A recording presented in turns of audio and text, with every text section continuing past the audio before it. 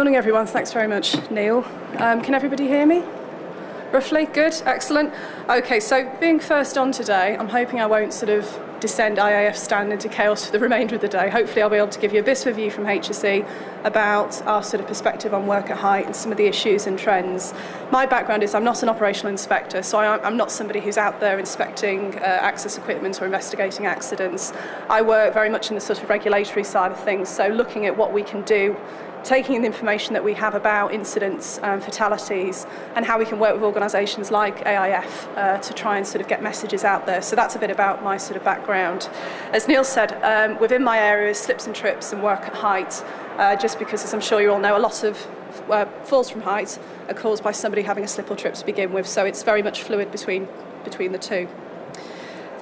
What I'm going to cover this morning then is a little bit about sort of the scale of the issue, so what's the issue that HSE still thinks needs to be dealt with. Reflect really on the impact that it can have. I'm sure everybody here has had experience of this or knows somebody who's been affected by an injury at work caused by a fall from height because of the areas that you work in. Look at some of the incident trends for last year. So these are the very latest statistics for 2009-10, the provisional statistics, and just share with you some of the industries which continue to sort of feature near the top, and also have a look at some of the agents that we know are involved in causing these falls from heights. Well, not necessarily causing them, but they're certainly involved in the incident when it happens. Have a little look at some of the common factors and control measures, and then as much as possible, I say for any public sector organisation at the moment, have a think about what are sort of our priorities in the future. So a little bit of crystal balling, but having a think about some of the things that HSE is still concentrating on, and some of the areas which, again, I'm sure many of you are aware are growing issues and things you'll certainly be aware of from what you do. I think one of the things to sort of reflect on at the moment, it is a time of challenge and change for HSE as a regulator. And I think in many ways we're focusing on the opportunities that presents for us. We have to find new ways of working. So coming along to events like this, working closely with Access Industry Forum, as Neil says, on things like the weight tool, which I'll talk a little bit more about later on, and the review of the RIDDOR criteria, it's really quite fundamental now to how certainly HSE works, but I'm sure how all public sector organisations work. So just to have a little look then at the scale of the problem.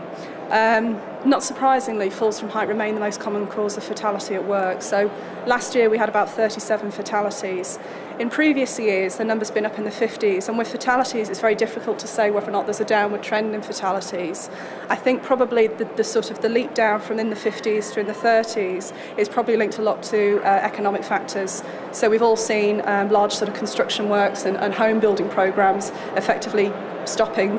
Some of them are restarting again, but probably there has been a link there between the number of fatalities that we've actually seen happening on site. Over 10% of all falls from height continue to involve a ladder, and I think again something HSE is quite strongly, emphasising all the time now because it keeps coming up, is the importance of using ladders safely and making sure they're not damaged when you use them. There was a lot of speculation when the regulations came in that HSE had banned ladders. And this sort of thing, it comes up time and time again. We get it in through our press office, we get it, calls coming into my team. Can't sort of stress this enough, HSE certainly hasn't banned ladders. And in fact, certainly colleagues in construction, when they're looking at types of access equipment that people are using, often they come across people using something more complicated, when in fact a ladder would actually be the most appropriate equipment for the job. So, having said that, there are risks in using any sort of access equipment if you're not using it properly. So I think that's sort of the main thing to think about there. And probably the 10% there is because ladders are quite easy to get hold of. They're quite cheap access equipment, so people will readily just grab a ladder, climb up it without perhaps checking that it is the right bit of kit to use, whether or not it's safe, and then we see these sorts of accidents happening.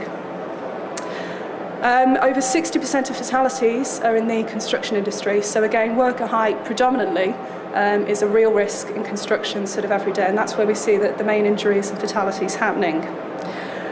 One thing I will say with some of these stats that I'm going to share with you is that they'll be slightly different to the things that you'll see on HSE's website. What we did was that a couple of years ago, slips and trips downstairs were recoded as falls from height, and it's not particularly relevant except that if you were here last year when we were talking about statistics, the overall numbers of falls from height would have been much lower because falls downstairs, which now fall under this sort of grouping, are quite significant.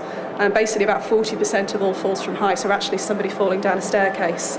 So if there's any sort of discrepancies between what you see on the web and what you've heard before, that really just accounts for that.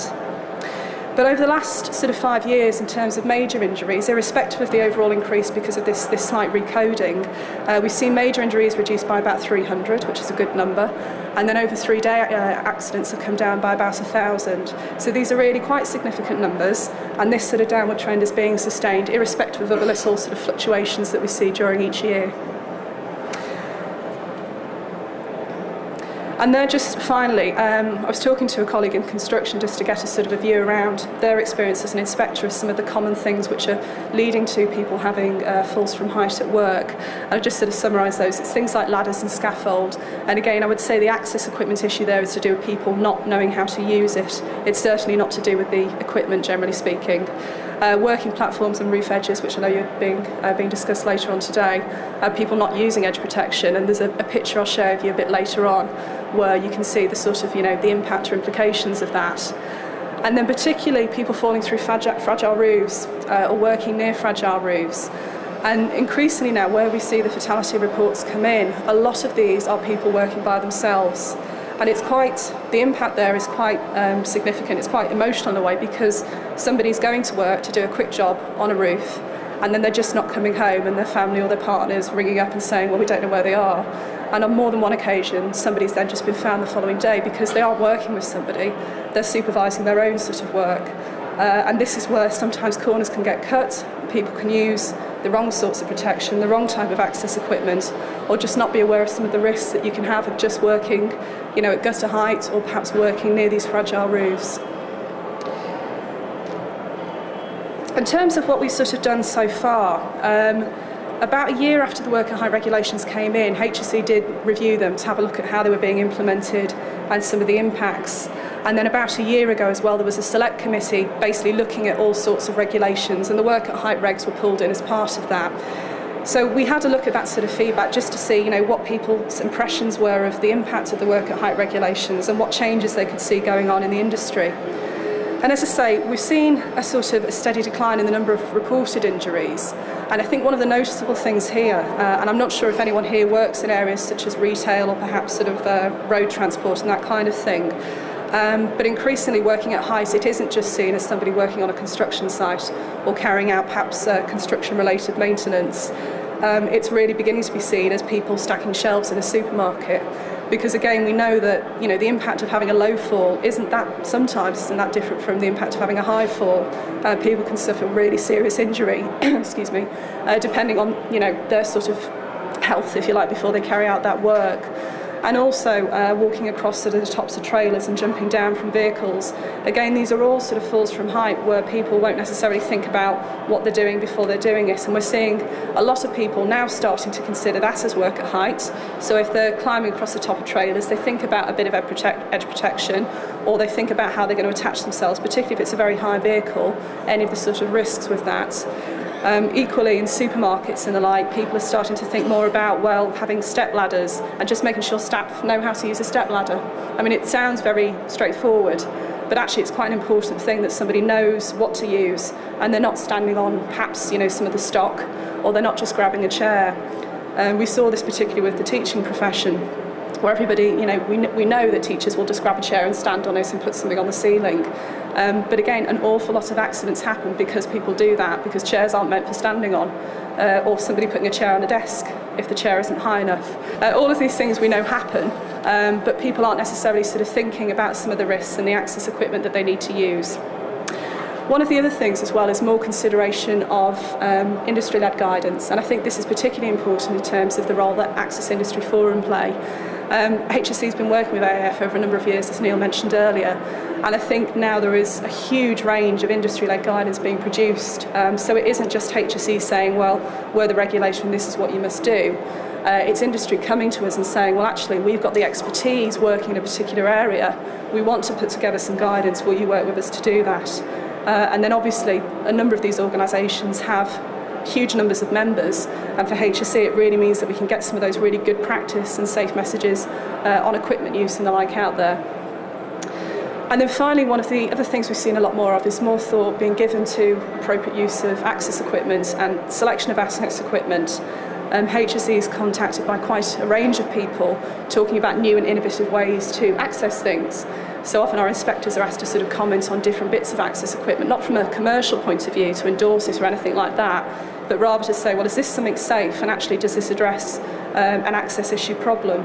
So again, we've a company contacted us recently with using basically the idea of water-fed extension poles, but using the extension pole idea for putting things up in retail outlets or on ceilings in schools. So again, sort of working with HSE, they were asking for our input on that, and we've made our sort of field staff aware of this very simple, straightforward, but really quite a safe way of doing something where before there had been some risks. So in terms of the impact of fall from height, I'm sure people here have all seen similar sorts of things like this, you're walking down the street or perhaps in some of the work that you've done. But here's the real sorts of risks that our field staff are seeing, our operational inspectors when they're out and about. Here you can see some of the ladders are too short, the individual's not necessarily attached to anything. We're not sure if the scaffold is fixed to the wall. There's very little edge protection there. And it's highly unlikely if one of these guys fell, whether or not they'd actually walk away from that. So it's these sorts of things. This isn't a construction build, this is just a maintenance job. But here, really, very little thought has been given to some of the risks. And there's some very simple, cost-effective things that people could do here to make this sort of job quite safe. As I mentioned earlier as well, there's also this sort of growing concern around sole traders. I say mainly individuals working by themselves. So sort of the white van man, basically, where they're going out and doing quick fixes, perhaps on domestic premises, perhaps on commercial premises. But because they're working by themselves, obviously they're completely responsible for their health and safety. And there isn't anybody there to sort of offer that check, and perhaps they're not aware of some of the safety, the very simple steps that they can take to prevent an accident happening to themselves. I'll just show you a clip here which we used in the Shattered Lives campaign when that was running, which I think probably summarises it.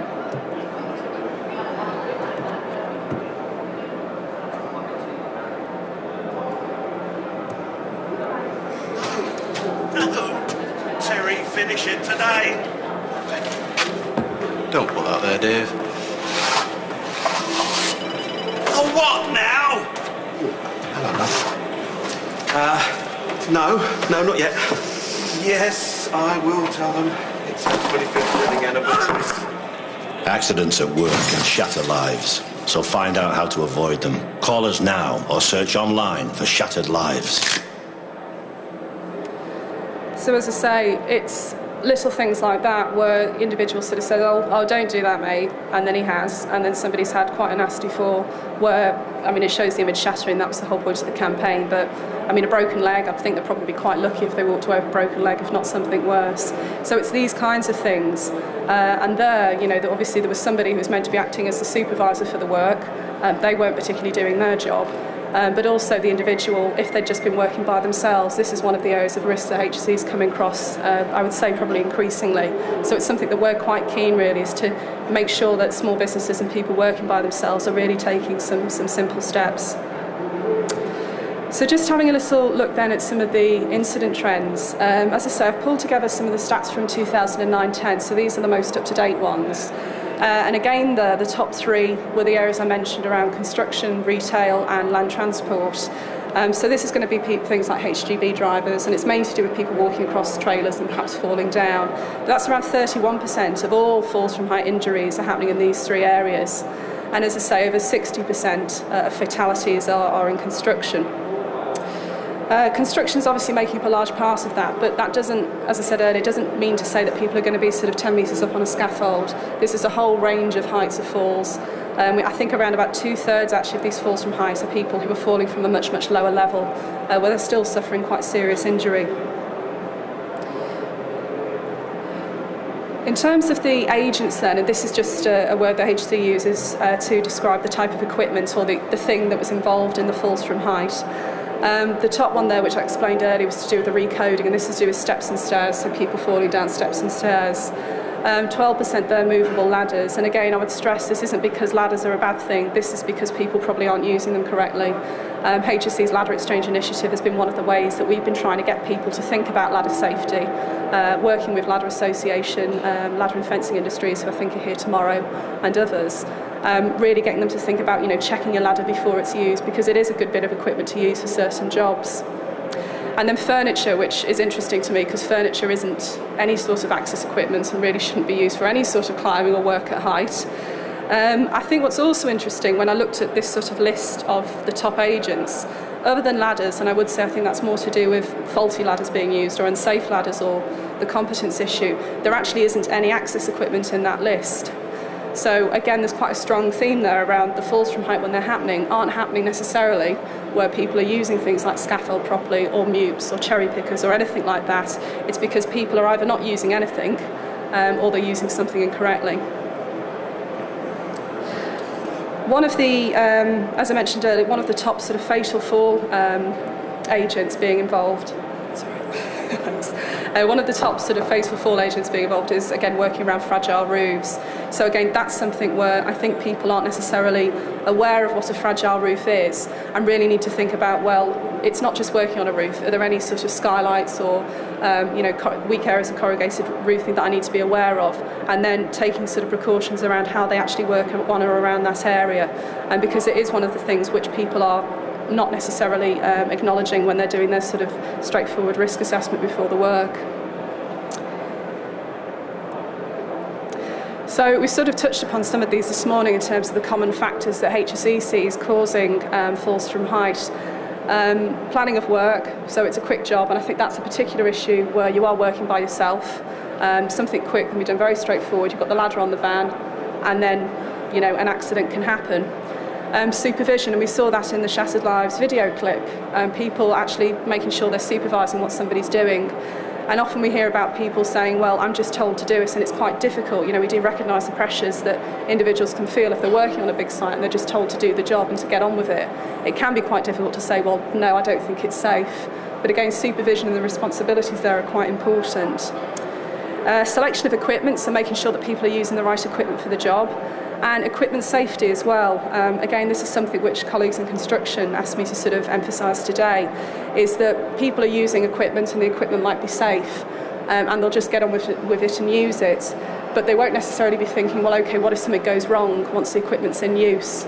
So it's really important to spend that time before you use something like a mute or anything like that to make sure you're familiar with the equipment. So if something does go wrong, if somebody gets crushed or trapped or stranded in the mute while it's in use, that you have a rescue plan for them. You know what to do to get them back down again safely, because it's too late once somebody's stuck up there, or if actually somebody's experiencing some sort of injury because something's gone wrong. It's really important and quite easy to get that out of the way beforehand, and then you know the work can carry on safely.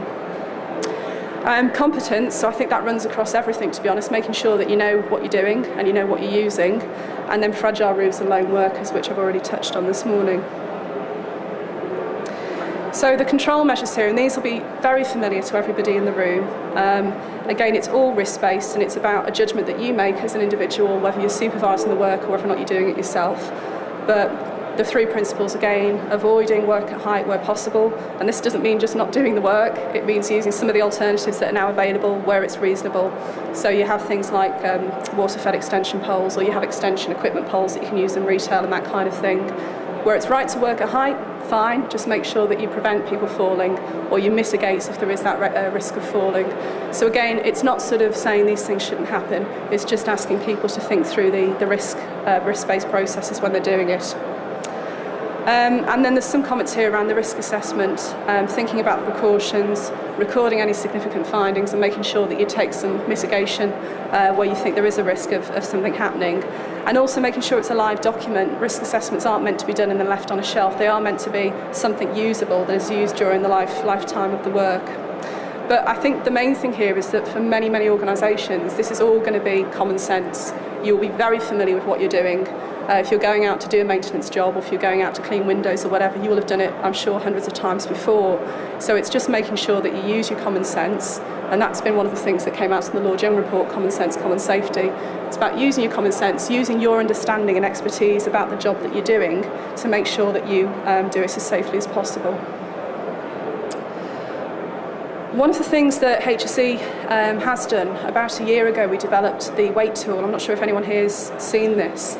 But again, it was to help people in selection of access equipment, because we were quite conscious that with these sort of myths about ladders being banned and everybody having to suddenly, hire very expensive equipment, etc., we wanted to make sure that people knew that wasn't the case, but also they had a bit more of a steer from us as a regulator about when they could use different sorts of equipment. So if you haven't had a look at it, I do recommend you have a look. If you are very familiar with access equipment and you work in that sort of industry, this will be quite simplistic, I would imagine.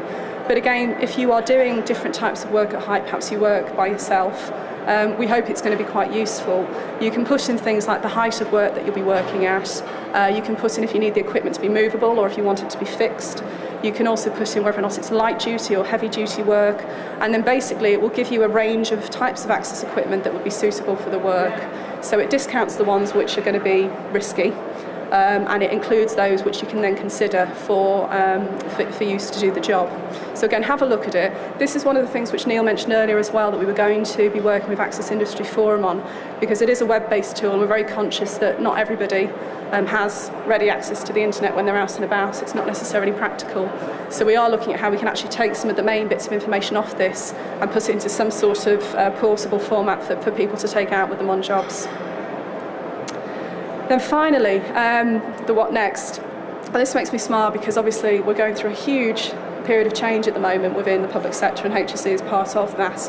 I think one of the things that it is for us, it's a real chance to start to continue to work in partnership with organisations that we have been like AIF, but also to start new partnerships as well. There's some things that we know will be carrying on. So there's the European Safe Maintenance Campaign, which has been running all of last year, and that will carry on through this year as well. I mentioned that we'll be looking to develop the weight tool because selection of access equipment is a really important part of making sure you work at height safely. Emerging energy technologies is something, particularly again to do with domestic installation. Again, often where there are health and safety professionals working in larger organisations that do this sort of work, you might think there's sort of less of a concern. Where you have individuals who might do domestic installations, so photovoltaic panels, domestic wind turbines, cavity wall insulation, these sorts of things, we need to make sure that HSE is working with the right organisations so that competence and thinking about access equipment for this work is considered quite early on. I mentioned ladder exchange earlier, and I think this is something which HSE really wants to carry on this year. We exchanged about 1,200 ladders last year, which have now been taken out of use, and that was through input and support from AIF members like Ladder Association. We now have around 19 retail partners who are involved in this, and we hope to add more to that this year. So there really is, every opportunity for people, if they've got a faulty ladder or a damaged ladder that they want to change, to go along to one of the retail outlets during the exchange and get a new one. About 8,000 ladders, I think just over 8,000 ladders have been taken out of circulation through the exchange. So it's quite a simple thing, but it does have a really good effect. And hopefully by taking some of these unsafe bits of equipment out of use, we can help to prevent accidents. And then finally, as I say, continuing to work in partnership with the industry. An example of this recently, I think that HSE supported the development of best practice guidance on MUPEs with the plant industry, and that's now available. And again, it's something that we're quite keen to do because I think HSE should be working to support industry-led guidance as well as producing our own. But it's really great when industry and trade associations are taking ownership for some of these problems and that they can share their expertise and experience of how these things are happening in practice with us. So finally, just a few web links up there. Falls from Height web pages were all being sort of reviewed at the moment, so all of the guidance and things like that is being refreshed and kept up to date. Ladder Exchange web page, we hopefully will be able to make an announcement about whether that's going ahead. We're very much committed to it going ahead, so we think it will probably something going up there in around about July or August. And again, we hope to have more retail partners on board this year. And then finally, the Work at Height Access Equipment Information Toolkit, the weight tool. As I say, it's quite a simple idea, but hopefully it will be quite useful in helping people make some of those routine decisions about access equipment that they use. And thank you very much for your time. Thank you.